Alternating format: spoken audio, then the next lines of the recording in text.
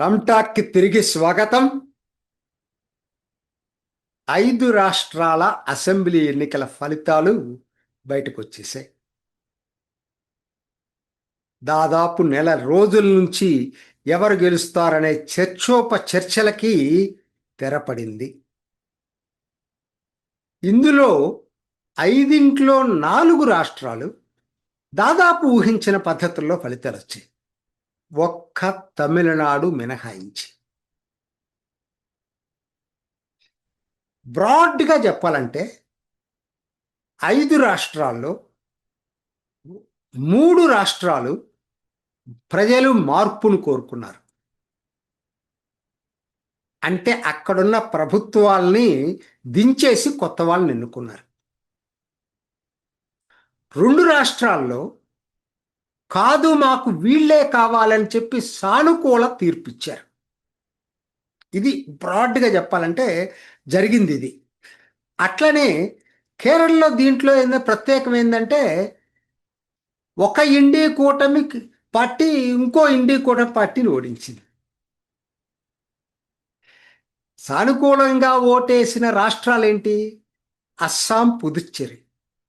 అక్కడ ఎన్డీఏ ప్రభుత్వం ఉంది, వాళ్ళకే తిరిగి పట్టం కట్టారు.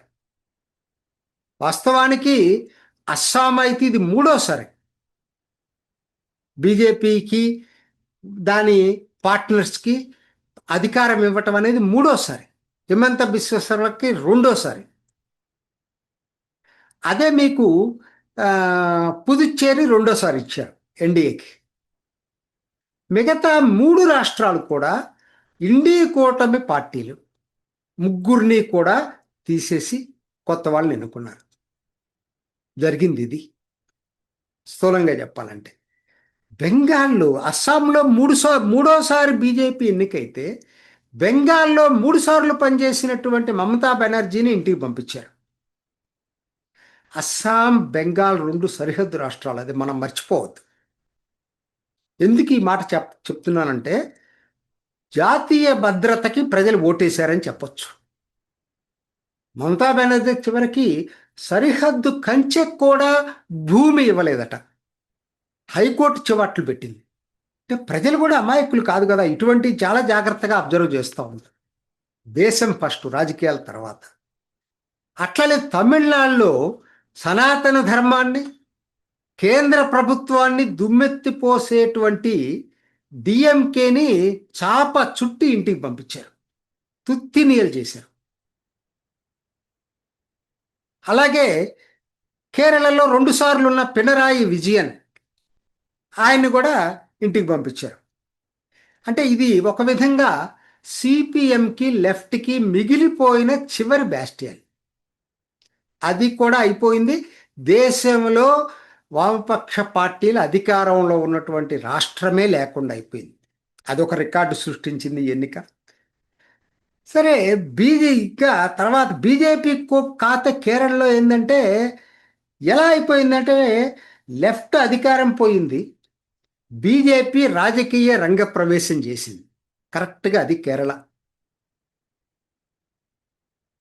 ముందు మాత్రం బీజేపీ మంచి రోల్ ప్లే చేయబోతుంది.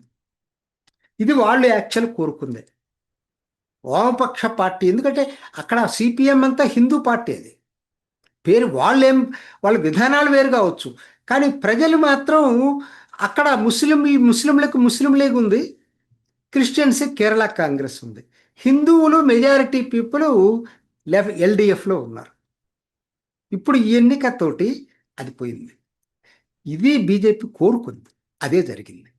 సరే, తర్వాత మొత్తం మీద ఇంకొక పాయింట్, తమిళనాడుకు వచ్చేసరికి మాత్రం బీజేపీ వ్యూహం అయితే బెడిసి కొట్టింది. అన్నామలైని పక్కన పెట్టడం అనేది వ్యూహాత్మక తప్పిదమని చెప్పి ఫలితం చెప్పింది. మొత్తం ఓవరాల్గా దానివల్ల అన్నామలై లాంటి లీడర్ని పక్కన పెట్టడం అనేది ముఖ్యంగా జంజీకి నచ్చలేదండి. జంజీకి నచ్చలేదు కాబట్టే టీవీకే విజయ్కి ఓటేశారు. అసలు బీజేపీని పట్టించుకోలేదు. అక్కడ 28 సీట్లు, నాకు తెలియదు ఎన్ని వచ్చినాయి ఇవాళ. రెండో ఒకటో అని అప్పటికి నేను చూసినప్పటికీ మరి ఆత్మ సమీక్ష చేసుకోవాల్సినటువంటి అవసరం ఎంతైనా ఉంది. మొత్తంగా చూసినప్పుడు రాష్ట్ర ఫలితం ఏం చెప్తా ఉంది? మోడీ విధానానికి 3 రాష్ట్రాలు బ్రహ్మరథం బట్టే. బెంగాల్లో బీజేపీ గెలవటం దేశ రాజకీయాల్లో పెద్ద గేమ్ చేంజర్ కాబోతా ఉంది.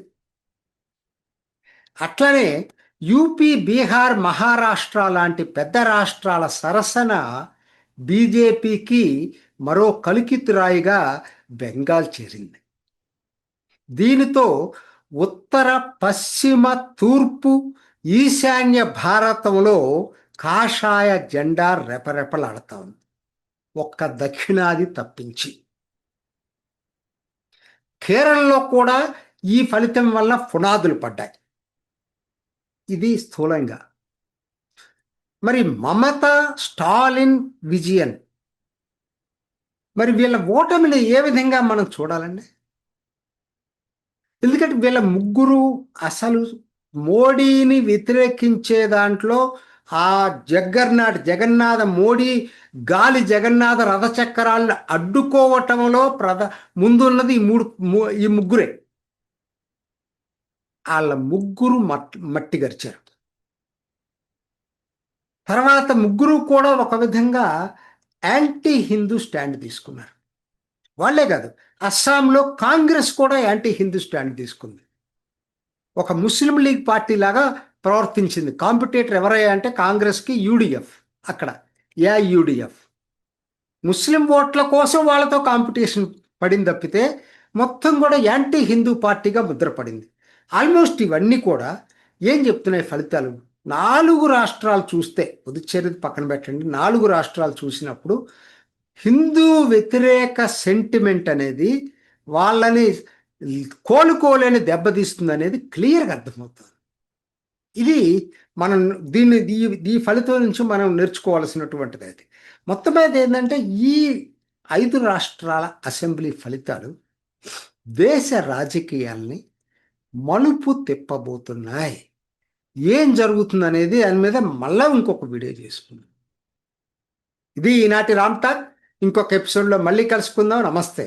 చూసారు కదండి, మరి ఈ వీడియో కనుక మీకు నచ్చినట్లయితే ఒక లైక్ కొట్టేసి మీ అభిప్రాయాన్ని కూడా కామెంట్ బాక్స్లో తెలియజేస్తూ ఇలాంటి ఇంట్రెస్టింగ్ అప్డేట్స్ కోసం మా ఛానల్ని సబ్స్క్రైబ్ చేసుకోండి.